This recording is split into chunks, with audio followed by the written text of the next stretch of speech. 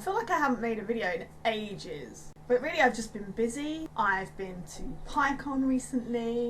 I've been working really hard in school. Geek Girl Diaries on air has taken off, which is really cool. And of course it is International Day of the Tech Girl. I've just made that theme tune up. It doesn't really have a theme tune. I should have thought that one through. Oh, something exciting happened. I've been nominated for a Digital Heroes Award. Yay! My name's Carrie-Anne and these are the Geek Girl Diaries, and this is what I've been up to lately.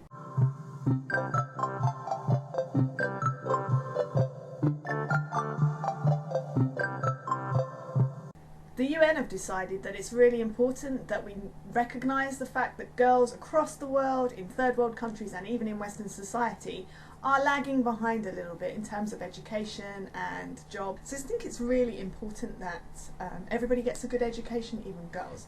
And so off the back of that we have International Day of the Tech Girl. I'm really looking forward to this day. Some of my students, some of the students from my school are going to be hanging out and talking online with students in America. This is really exciting and I can't wait. October the 11th, perhaps you want to see what's going on in your area. Check out dayofTheTechGirl.org. In other news, I went to the PyCon conference, PyConUK. I feel like I have to say that in an American accent, I don't really know why. PyCon! So PyCon is a conference for people who use the programming language Python. And Python's really interesting because it's included on the Raspberry Pi. You might remember a few videos ago I showed you how to set up a Raspberry Pi, what it is, what all the inputs and outputs are, and the really basic graphical user interface you can get using a version of Linux. So Python's included on that version of Linux. It's something you can program with. If you are new to programming, you might want to start with something like Scratch, which is also included on that piece of software. And it's kind of like bolt-on programming, and there's some really great tutorials on how you can make games. But maybe you're at the point where you want to step up and you want to do something more exciting with programming. So Python is a language that you could probably get into quite easily. On my first day at PyCon, I was taught how to do some really basic things, like how to name variables, how to create lists. I've forgotten pretty much everything I learned on that day. Sorry Nick, my teacher, who was amazing, but I have forgotten most of it.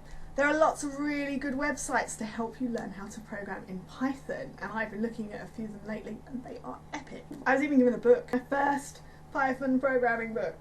I have not read any of it, but I promise to read some of it soon. I was actually invited to PyCon because I'm a teacher and programming has become more and more important in teaching.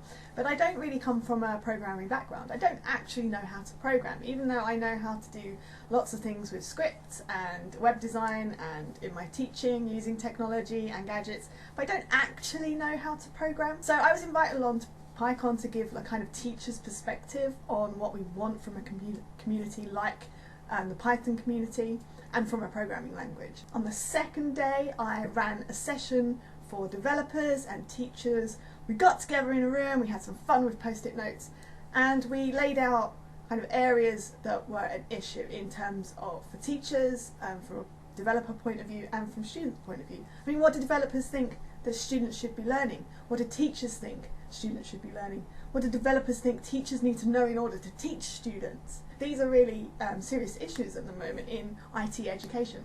So it was really good fun to kind of facilitate that session. We've set up a Python EDU group just for people who were at that conference who wanted to continue the discussions we were having. You can find the links below afterwards if you want to get involved in that discussion. We're hoping there's going to be some really exciting things happening with Python soon, especially for education and especially for students. So if you are a student and you want to find out more about Python, stay tuned and hopefully soon we're going to have some great content on here to get you started. What else? Oh yeah, Digital Heroes. So I received an email yesterday. It said, congratulations, you are a finalist. You have been chosen for the work you are doing to try and get girls into IT. As soon as my information goes live on the TalkTalk website, I will put links below for you so that you can vote. Please vote. I need your votes so that we can get more funding to try and perhaps set up some workshops, even maybe some programming workshops. Why not?